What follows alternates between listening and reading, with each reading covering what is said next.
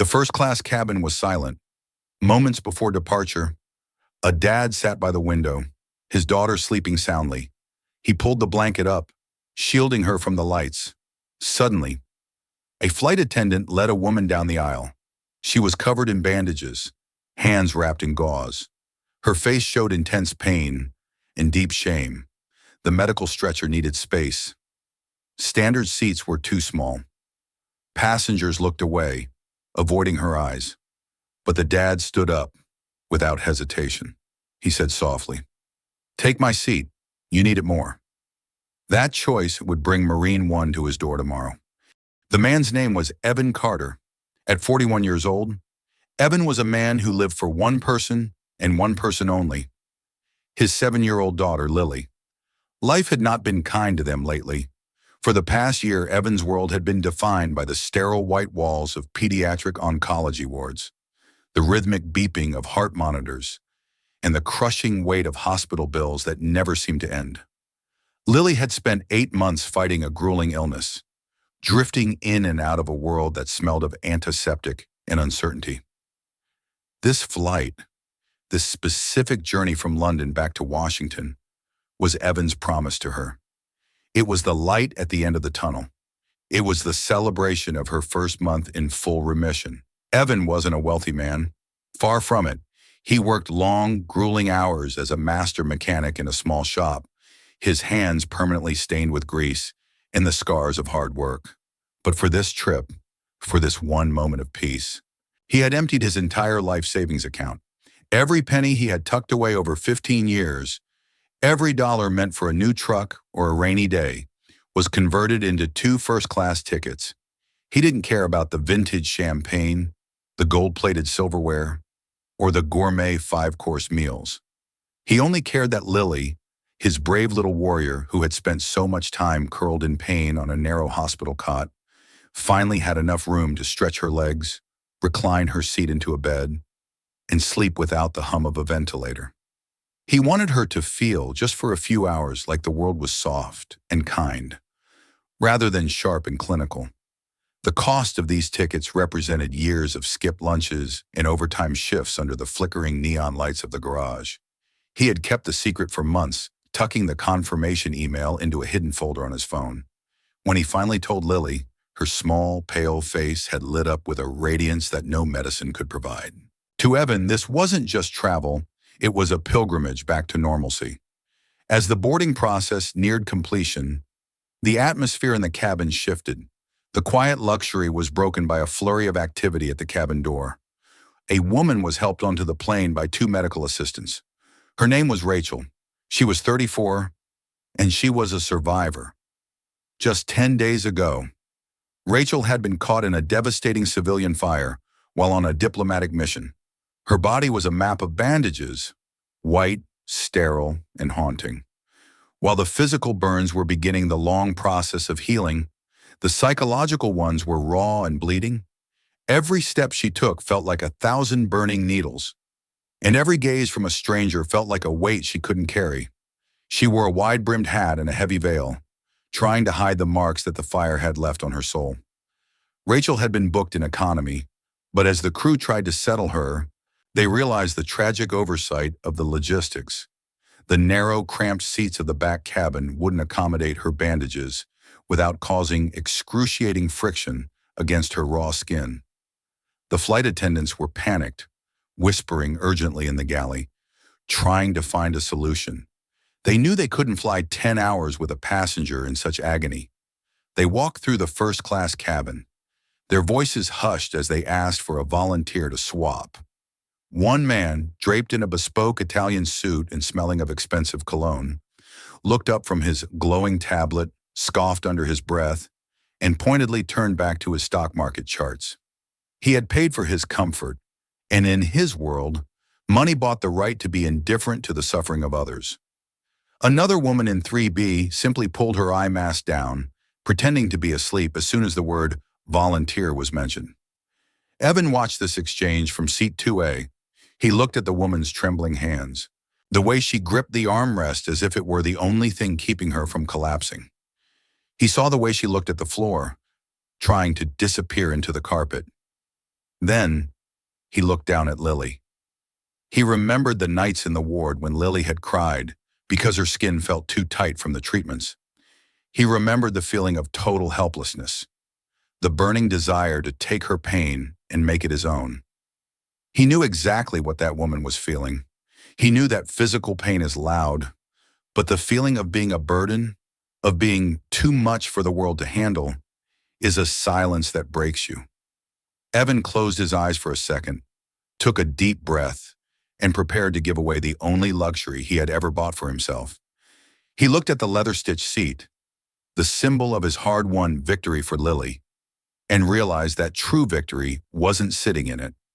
It was giving it up. He saw the flicker of panic in the flight attendant's eyes and knew the clock was ticking.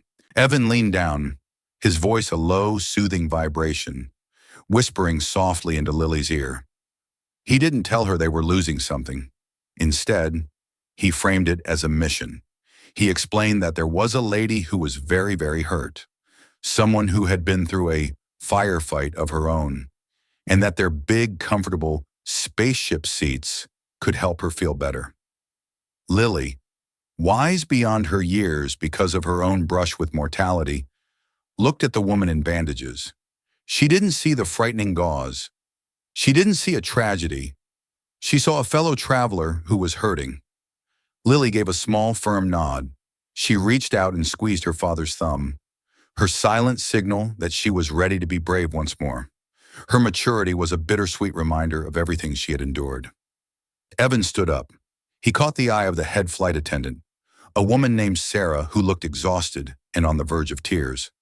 "Excuse me," Evan said, his voice steady, calm, and carrying the authority of a man who had seen much worse than a seating mix-up. "We'll move. My daughter and I will take her seats in the back. Please, give her this space. She needs the incline more than we do." Sarah, the attendant, blinked, stunned. She had spent the last 15 minutes being ignored, insulted, or looked at with disdain by the other elite passengers. "Sir, are you sure?" she whispered, her voice trembling. "This is a 10-hour flight, and you paid a premium for these seats. You have the bed mode, the privacy, the full-service menu." Evan just smiled, a tired but genuine smile that reached his eyes. "Seats are just leather and foam," he said. "They don't make a person. She needs the room to heal. We're fine where we are, as long as we're together. Besides, Lily and I are experts at making the best of tight spots." Rachel, standing in the aisle, began to shake her head. Her voice was thin, cracking with an emotion that wasn't just pain, it was shock at being seen. "No, I can't. I couldn't possibly take this from you. And your little girl, I saw her sleeping. I can't be the reason she loses her bed." Evan stepped into the aisle and placed a gentle hand near her shoulder, careful not to touch the bandages, offering his strength as a shield. "It's okay," he said firmly, using the voice he used when Lily was scared of the dark. "I'm Evan, and this is Lily. We've had our share of hospital beds. We know how it feels when the world feels too small for your pain. Please sit down. Let us do this for you. Consider it a gift from one survivor to another. We've got plenty of strength to spare today." Lily stood up from her plush seat, walked over to Rachel, and took the woman's bandaged hand with the lightest, most respectful touch imaginable. She looked up with big, innocent eyes and said, "It's very comfy, I promise. And the stars on the ceiling are really pretty at night. My daddy says heroes deserve the best view." The first-class cabin went dead silent. The man in the expensive suit suddenly found his tablet very uninteresting. The woman across the aisle, who had been complaining about the temperature, suddenly went quiet. A wave of collective shame seemed to wash over the room. They looked down, their faces flushing, realizing they had watched a man with grease under his fingernails give more than they ever would. The air in the cabin felt heavier, thick with the weight of unsaid things. The crew helped Rachel into the large reclining seat. As she sat down, and the seat slowly tilted back to relieve the pressure on her injuries, a visible wave of relief washed over her. The tension left her shoulders for the first time in days.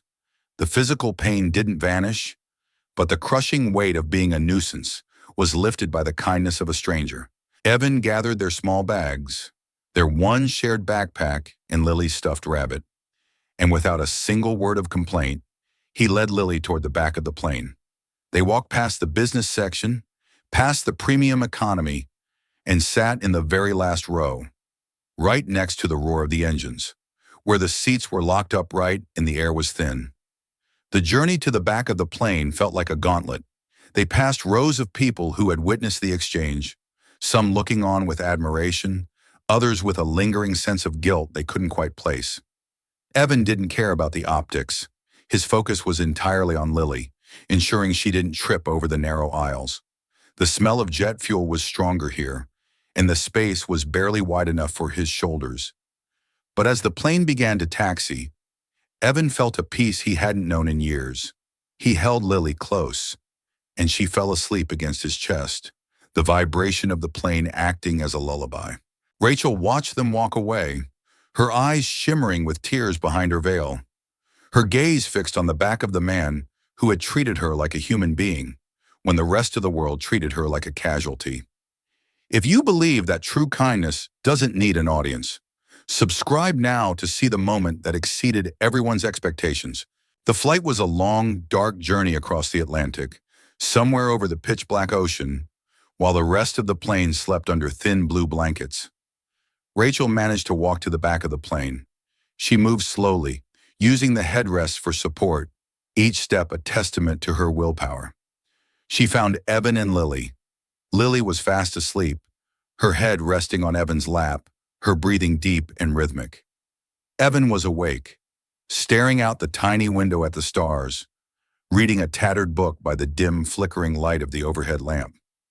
Rachel leaned against the bulkhead, her face pale but her eyes burning with a strange, analytical intensity. "I had to come say thank you again," she whispered, the sound barely audible over the hum of the turbines. "You don't know what you did for me today. You gave me back more than a seat. You gave me back my faith that people can still see past the bandages." Evan looked up and smiled, that same quiet, steady smile. "How are you feeling? Is the legroom helping? Do you need me to call the attendant for more water? I know how it gets at 30,000 feet. Rachel nodded, but her eyes were searching his face, dissecting the lines around his eyes and the set of his jaw. She noticed something. She noticed the way Evan sat, his back perfectly straight despite the cramped quarters. His eyes constantly scanning the cabin exits every few minutes, a habit he couldn't seem to break even in his sleep. It was a level of situational awareness that only comes from years of training in high-stakes environments. She looked at his wrists, and there, beneath the frayed cuff of his worn jacket, she saw it, a faint, jagged scar, the kind left by a piece of high-velocity shrapnel. "You served, didn't you?" Rachel asked softly, her voice changing tone to something more formal, more knowing. Evan was silent for a long time. He looked at Lily, then back at Rachel. He gave a slow, solemn nod. "A long time ago, 2 tours in the Middle East. I was a Marine, sergeant, 1st Battalion. But that feels like a different life now. These days, I just fight the rust on old engines." Rachel took a sharp breath. Everything clicked into place. The discipline, the quiet sacrifice, the refusal to let a comrade suffer while he was capable of taking the point. She didn't say anything else about his service. She didn't ask for his medals or his stories of combat. She simply looked at him with a newfound, profound intensity. She knew the names of the men in that battalion. She knew the records. She knew about the ghost of Fallujah, a sergeant who had stayed behind to cover a civilian evacuation, a man who had refused a ceremony because he felt he was only doing his job. "You're a good man, Evan Carter," she said, her voice thick with conviction. "The world has a habit of ignoring people like you, but I won't. I've spent my career dealing with people who talk about sacrifice as if it's a political slogan. It's rare to meet someone who actually lives it in the dark." Evan just shrugged, humble to his core. "I'm just a dad, Rachel, trying to teach my girl the right way to walk through life. Sometimes that means moving to the back of the bus so someone else can rest. It's not complicated, You don't need a manual to be human. When the plane finally touched down at Dulles International, Rachel was met at the gate not by a simple wheelchair, but by a specialized medical transport team and men in dark suits with earpieces. The transition was swift and professional. As she was being loaded onto the stretcher, she took out a small encrypted mobile phone that looked unlike any consumer device. She made one single call. She didn't call her doctor. She didn't call her lawyer. "I found him," she said into the receiver, her voice cold, commanding, and absolute. "The one we've been looking for. The one who disappeared after the 2014 citation. And he's better than the report said. He gave up everything for me today, without knowing who I was, without a single hope of reward. He's living as a mechanic in Virginia. He's got a daughter who's just as brave as he is. Initiate the Guardian protocol immediately. I want the full honors, and I want them by sunrise." On the other end of the line, there was a heavy, respectful silence, followed by a single word that carried the weight of the entire executive branch. "Understood. Marine One is on standby. We're clearing the neighborhood airspace."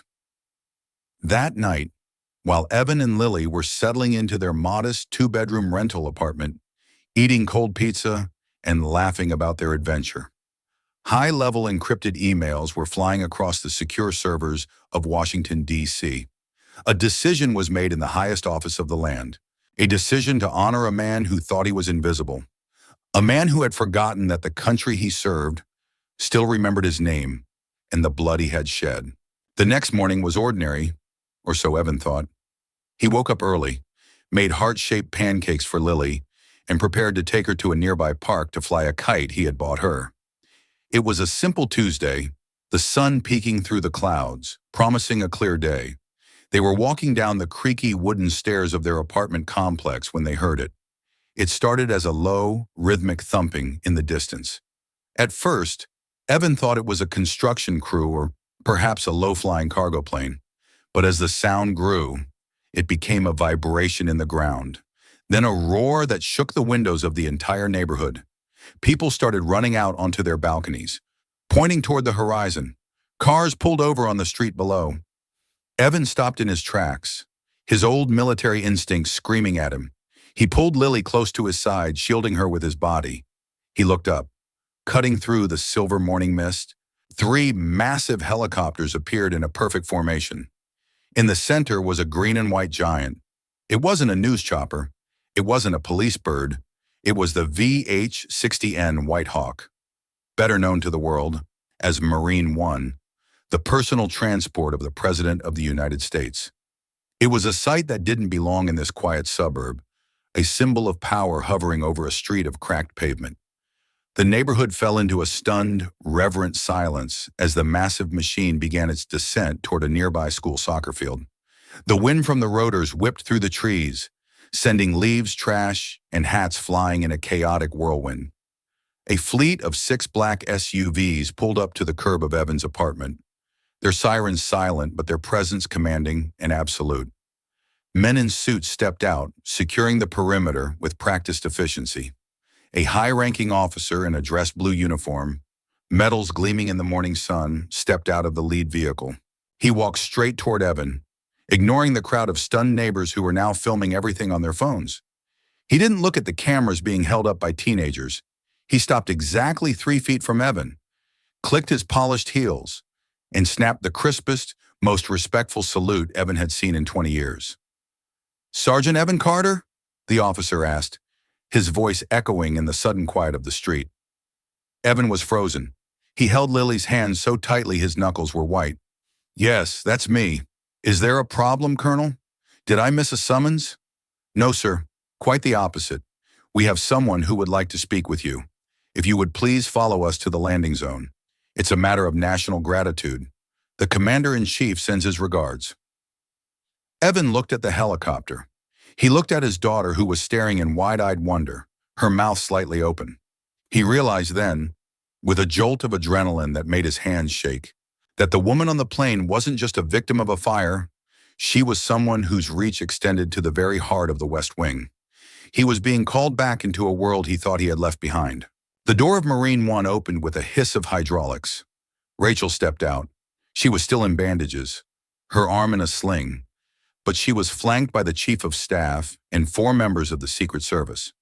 She wasn't just a survivor, she was Rachel Sterling, the daughter of the Secretary of State and the woman recently credited with preventing a major international conflict through sheer diplomatic bravery. But today, she didn't look like a diplomat. She looked like a friend who had a point to prove. She walked across the grass toward Evan, her eyes bright and filled with a warmth that transcended her injuries. "I told you, Evan, the world needs to remember people like you, and I make it my business to ensure the world has a very good memory, especially when it comes to the Marines who saved my father's life 10 years ago. We've been looking for you for a long time." She didn't offer him a suitcase of money. She knew he would refuse it as an insult to his character. She didn't offer him a fancy title. She knew he didn't want the spotlight. Instead, she stood in front of his neighbors, in front of his daughter, and in front of the local news crews that had begun to arrive, and she told the story. She told them how a man with a tired heart and a sick daughter gave up his only piece of luxury for a stranger in pain. She told them about his service records that he had hidden away, the Bronze Star he never mentioned, and the way he had carried his comrades through hell. "He didn't do it for the cameras," she said, her voice carrying over the wind, strong and clear. "He didn't do it for a reward or a headline. He did it because it was right. And in this country, we have a debt to men who choose to stand up when everyone else is content to sit down. Sergeant Carter didn't just give me a seat. He reminded me why we serve. He reminded me that the American spirit isn't found in buildings, but in the hearts of those who put others first." Evan was humble as always, his face turning a deep shade of red. He shuffled his feet and said, "Anyone would have done it, ma'am. It was just a seat. It wasn't a mission." Rachel shook her head slowly, her eyes locking onto his with an intensity that demanded he accept the truth. "No, Evan." Everyone else sat still. They looked at their screens. They looked at their watches. They looked away because looking at me was uncomfortable. "Only you stood up. Only you saw me as a person rather than a tragedy. There were no giant checks, but from that day on, Evan Carter's life was changed. A foundation was quietly established in Lily's name to help other military families struggling with medical bills, ensuring no one had to choose between a seat and a cure. The shop where Evan worked suddenly had more business than they could handle, and the local community saw him not as the quiet guy in 4B, but as the heart of their street. Lily looked up at him as they walked back to their apartment, and the look of pride in her eyes was a light that would never fade. She realized that her father wasn't just her hero. He was a man who had moved the world, simply by moving his seat. He had shown her that the greatest power isn't in what you have, but in what you are willing to give. The following week, a small package arrived at their door. Inside was a simple handwritten note from the president and a challenge coin from the 1st Battalion. Evan didn't put it on a shelf. He kept it in his pocket, a quiet reminder of a flight he would never forget. Kindness is a quiet thing, but when it's loud enough, even the most powerful people in the world have to stop and listen. If you believe that a small act of kindness can reach the highest places, subscribe for more stories like this, and leave a comment. Have you ever stood up for someone when everyone else stayed seated?